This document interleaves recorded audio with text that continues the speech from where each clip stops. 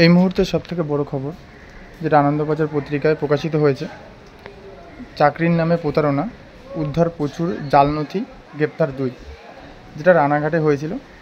তোমরা হয়তো অনেকেই এই নিউজটা শুনেছো, তো আমি তাও তোমাদের পুরোটা পড়ে শোনাই যে কী বলেছে, কী হয়েছে ঘটনাটা অ্যাকচুয়ালি। তো এখানে বলেছে, রেল পুলিশ সূত্রে জানা গিয়েছে ধৃত যুবকদের নাম হচ্ছে শান্তনু পাল ও অর্পণ মিত্র। তারা নদিয়ার মাঝদিয়ার বাসিন্দা। বুধবার রাতে অভিযুক্ত 2 যুবক ট্রলি নিয়ে রানাঘাট স্টেশন চত্বরে ঘুরছিল। তো তারপরে আরও কি বলেছে চলো দেখি।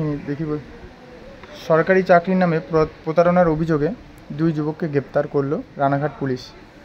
রানাঘাট স্টেশন চত্বর থেকে গ্রেপ্তার করা হয় তাকে। ধৃতদের থেকে প্রায় 600টি চাকরি প্রার্থীর জাল শংসাপত্র উদ্ধার হয়েছে। রেল পুলিশ সূত্রে আরও জানা গিয়েছে ধৃত যুবকদের নাম শান্তনু পাল ও অর্পণ মিত্র।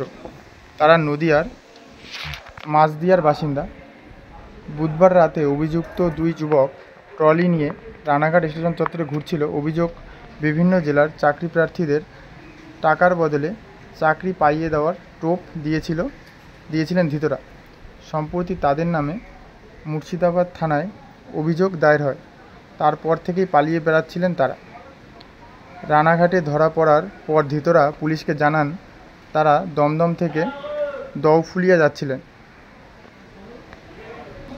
রেল পুলিশ জানতে পারে চলতি মাসের 29 তারিখ ধৃতদের বিরুদ্ধে মুর্শিদাবাদের জিয়াগঞ্জ থানায় চাকরি দেওয়ার নামে প্রতারণার অভিযোগ দায়ের করা হয়। তারপরেই যুবকদের সঙ্গে থাকা ট্রলি ব্যাগে তল্লাশি চালায় পুলিশ। সেই ব্যাগ থেকে নদিয়া, মুর্শিদাবাদ, বর্ধমান বিভিন্ন জেলার প্রায় 600 পড়ুয়াদের উচ্চ মাধ্যমিক, স্নাতকোত্তরের শংসাপত্র উদ্ধার হয়।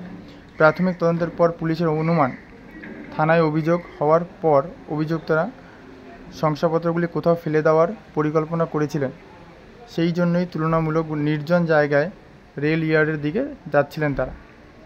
তো তোমরা বুঝতেই পারছো যে 2 জন ধরা পড়েছে তারা হচ্ছে শান্তনু পাল ও অর্পণ মিত্র। তারা নদিয়ার মাঝদিয়ার বাসিন্দা। তো আমি যতদূর জানি বা শুনেছি সবার মুখে যে এই সব প্রতারণা ম্যাক্সিমাম সব নদিয়ার দিকেই হয়। তো নদিয়ার দিকেই ধরা পড়লো। তো তোমরা হয়তো অনেকেই এই নিউজটা শুনেছো, তাও আমি তোমাদের একবার জানিয়ে দিলাম যে এটা হচ্ছে মানে আমার মনে হচ্ছে তোমরা যে এই আন্দোলন করছো না, সেই ভয়েই 26শে জুলাই যে বড় একটা আন্দোলন হলো সেই ভয়েই বা পুলিশের ভয়ে এগুলো আস্তে আস্তে সব ধরা পড়বে। আমিও চাই এগুলো সব ধরা পড়ুক, সমস্ত দুর্নীতি হয়ে দুর্নীতি বাদ হয়ে সম্পূর্ণ সৎভাবে পরীক্ষা হোক, স্বচ্ছভাবে পরীক্ষা হোক, যাতে তোমাদের চাকরি তোমরা যারা প্রাপ্য তারাই চাকরি পাও। যারা দুর্নীতি করে চাকরি পাচ্ছে তাদের যেন চাকরি না হয়। যারা স্বচ্ছ পরিশ্রমী তাদেরই যেন চাকরি হয়। তো সবাই ভালো থেকো। ভিডিওটা এই পর্যন্তই। এই নিউজটা জানানোর জন্যই আজকে ভিডিওটা বানানো। তো সবাই ভালো থেকো। জয় হিন্দ, বন্দে মাতরম।